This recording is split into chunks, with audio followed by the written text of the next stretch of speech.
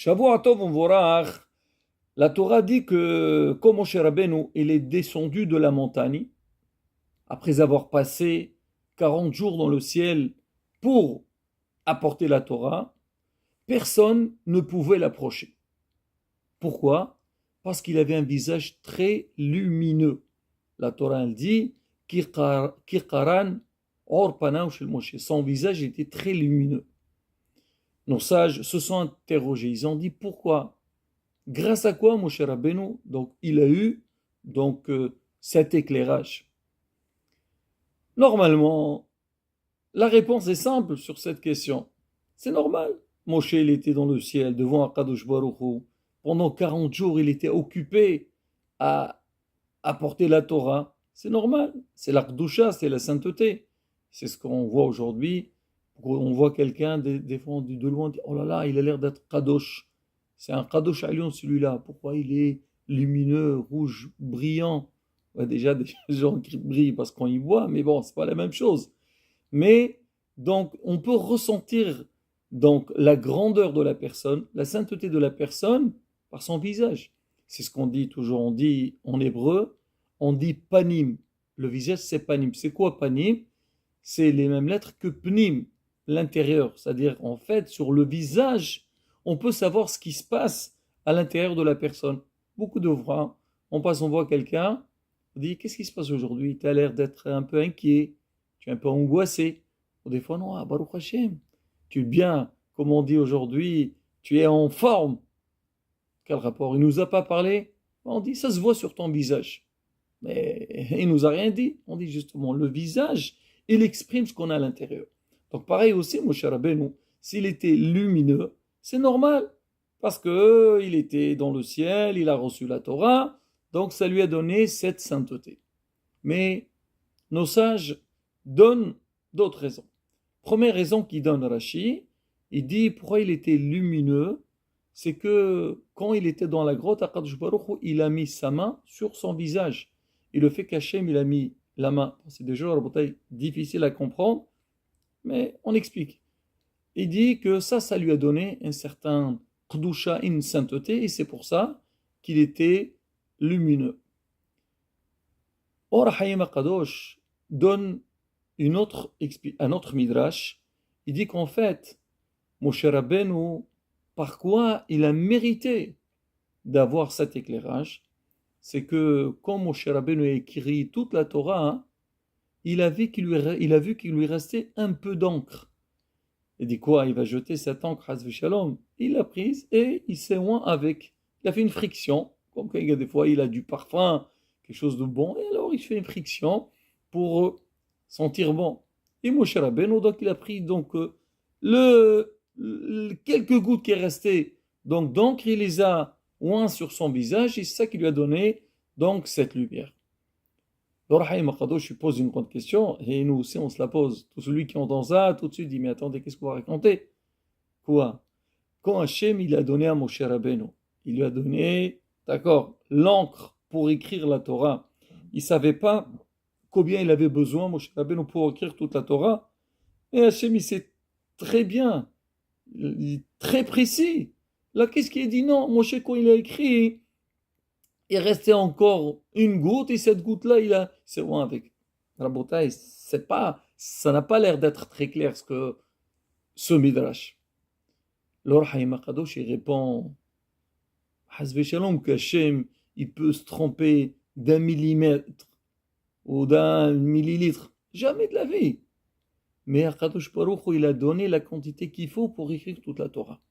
Mais le problème, on sait, Moshe Rabbeinu, il était très modeste. La Torah, elle a témoigné, Moshe, il était modeste de toutes les créatures. Anav Mekol Ha'adam. Et quand Moshe Rabbeinu, il est arrivé à ce passage, il devait écrire au Moshe, Anav Mekol Ha'adam, Asher Apene Ha'adama. Il dit quoi? Moi, je vais écrire sur moi, que moi, je suis modeste? Non, ça se fait pas. Alors maintenant, qu'est-ce qu'il a fait, Moshe Rabbeinu? Au lieu d'écrire Anav, Aïn, Nun, Yud, Vav, il a écrit Aïn, Nun, Vav. Il a sauté le Yud. Et il sait que bon, les gens ils vont pouvoir l'écrire, mais que lui, il voit, c'est-à-dire le mot Anav sur lui, ça l'a dérangé. Donc maintenant, Donc le Yud qu'il a sauté, c'était ça, les quelques gouttes donc qui restaient. Moshe Rabbeinu les a pris et il s'est oint avec. Sur ça, nos sages posent la question, ils disent mais on ne comprend pas. On dirait que Moshe Rabbeinu, pour avoir cet éclairage, parce qu'en fait aussi, donc c'est la lumière qui jaillissait de son visage, montrer à tout le monde que Moshe, c'était pas n'importe qui, c'était quelqu'un de très kadosh. Est-ce qu'il fallait attendre que Moshe Rabbeinu, donc, il fait ce geste-là, et ils sont un pour que tout le monde le sache qu'il était kadosh, qu'il était saint. Hachem, il a vu tout le travail qu'il a fait Moshe Rabbeinu. Normalement, Moshe Rabbeinu devait avoir ça tout seul, c'est d'une manière naturelle qu'Hachem y mettait une certaine, comment on dit, un rayonnement sur Moshe Rabbeinu, que tout le monde sache que Moshe c'était quelqu'un de très kadosh. Mais pourquoi il a fallu qu'il passe par ça et pour qu'on sache qu'il était kadosh, qu'il était saint. Il a fait tellement de choses. Il a supporté le peuple d'Israël. Il a fait beaucoup de miracles. PLP à Daberbo, il parlait directement avec Akadosh Baruch Hu. Mais il faut comprendre c'est quoi la raison. Le Haram donne une réponse par rapport à une Gemara qu'on voit dans Masechet Avodah Zara. C'est marqué quand il y avait malheureusement donc les pogroms contre l'Am Israël. Une fois il y avait Rabbi Hanina ben Teradion. Il est parti visiter Rabbi Yossi ben Qisma. Rabbi Yossi ben Qisma, il était malade. Et ils sont venus, les Talmidim, lui rendre visite, Bikur Hulim, grande mitzvah Rabotai. Et quand Rabbi Hanina il est entré chez Rabbi Yossi ben Qisma, Rabbi Yossi ben Qisma il a dit Hanina, qu'est-ce que tu es en train de faire? J'ai entendu que tu es en train d'étudier la Torah, tu es en train de regrouper du monde pour enseigner la Torah en public. Mais tu ne sais pas que le royaume, l'ennemi, il a décrété, il a dit celui qui enseigne la Torah, il faut le tuer. Et toi, tu es en train de faire des choses dangereuses. Rabbi Hanina lui a répondu, il va me protéger, Hachem Azor. Rabbi Yossi ben Qisma dit, Rabbi Hanina, calme-toi un petit peu comme ça. Dis-moi, moi je te dis des choses de raison. Ça veut dire, il y a un danger, on ne joue pas avec le feu. Et toi, tu me donnes cette réponse. Ta réponse n'est pas à sa place. Même Hachem, il ne veut pas. Hachem, il dit, il ne faut pas aller dans un danger.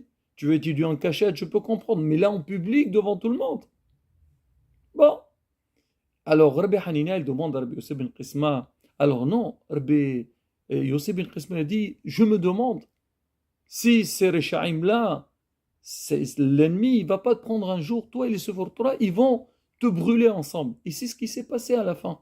Le pauvre, il faut voir là-bas la souffrance qu'il a eue. Ils l'ont enroulé avec les parchemins de la Torah et ils l'ont brûlé avec le Sefer Torah. Alors Rabbi Hanina ben Teradion, il demande à Rabbi Yossi ben Qisma, il lui a dit, dis-moi, est-ce que j'aurai une place dans le monde futur? Rabbi Yossi ben Qisma, il lui a dit, dis-moi, est-ce que tu as eu un cas, est-ce que tu as fait une fois une action importante et que peut-être à travers laquelle tu pourrais avoir une bonne place dans Olam Haba? Il lui a dit oui. Il a dit, une fois, j'avais l'argent pour nécessiteux pour Purim. C'est mitzvah Purim, il faut donner de l'argent, il faut aider les nécessiteux toute l'année, il faut donner. Mais Purim, c'est spécial. Et cet argent-là, elle s'est mélangée avec mon argent. Et je ne savais plus. C'était quoi mon argent? Et c'était quoi l'argent de Purim? Qu'est-ce que j'ai fait? Alors j'ai tout donné pour les pauvres. C'est-à-dire, je ne me suis pas posé la question, non, je prends une partie, je laisse une partie. Non, je dis, non, je ne veux pas entrer dans ça. Allez, je donne tout pour les pauvres. Rabbi Hanina, Rabbi Yossi, quand il a entendu ça, il a dit, ah, tu as fait cette mitzvah, ben tu auras une grande part dans Olam Haba. Très important. Rabotai, on pourrait se poser une grande question. Quoi? Rabbi Hanina ben Teradion, au moment les plus difficiles, il a tout fait pour continuer à étudier la Torah, pour faire zikouy Rabbim, pour faire mériter le peuple d'Israël l'étude de la Torah. Il n'aura pas une part dans Olam Haba. C'est vrai qu'il aurait dû être prudent. D'accord, ça se comprend. Mais au point de dire que c'est pas quelqu'un qui est méritant. Et celui qui fait un tel geste, c'est sûr que c'est quelqu'un qui investit à fond dans l'étude de la Torah, dans les bonnes actions.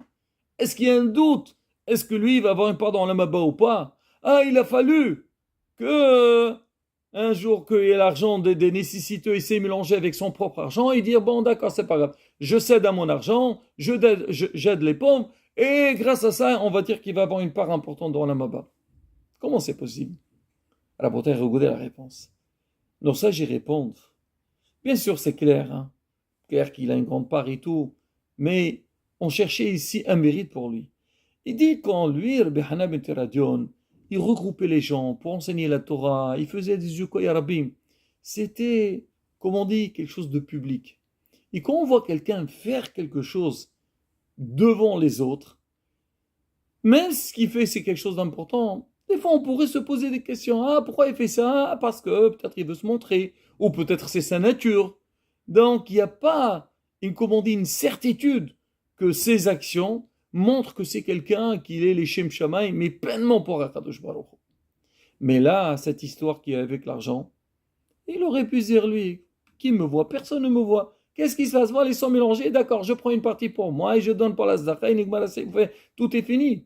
Lui, non, il n'a pas joué sur ça. Ça veut dire là, il était dans une situation, il aurait pu fermer les yeux dessus. Mais lui dit non, pour moi, faire très attention, ce qui ne m'appartient pas, il n'est pas à moi, et même je suis prêt à donner ce qui m'appartient pour ne pas toucher donc l'argent des pauvres. Et c'est pour ça qu'il lui dit, cette action que tu as fait, elle est très importante. On dit pour Moshe Rabbeinu aussi, c'était la même chose. C'est sûr que Moshe Rabbeinu, il a fait énormément de choses. Mais le geste qu'il a fait, Moshe Rabbeinu, c'est que, quoi, il était en train d'écrire.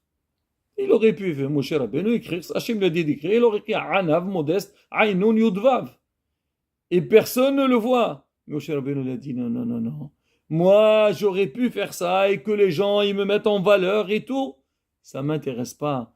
Même tout seul, au fond de moi, j'ai pas envie d'avoir ce sentiment-là. Que moi, on m'appelle, je suis Anaf. Non, je suis pas Anaf, je suis modeste, moi.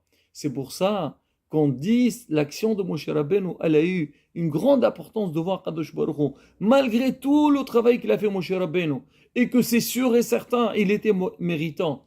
Mais faire une telle action, il a démontré à Kadosh Baruch Hu et au monde entier que Moshe Rabbeinu, il était très sincère et qu'il méritait vraiment donc ce rayonnement qu'il y a dans son visage. Et n'en parle pas donc le grand mérite qu'il a dans la Maba. Et bien, Maître Rabotai, c'est un grand message pour nous dans la vie, dans Avodat Hashem. L'homme, il doit faire très attention. Beaucoup de fois, on est tenté à vouloir bien faire qu'on sait que les autres nous regardent, qu'on est avec les autres, mais quand on est seul, où on sait que personne nous va faire un reproche, où on ne pourrait pas critiquer, ben on dit c'est pas grave, allez c'est vrai, on fait. Non, non, Rabotai. Si moi j'ai compris qu'il faut se conduire de telle et telle manière, ben il faut aller jusqu'au bout. Et c'est ça un vrai Avodat Hashem, Bezrat Hashem.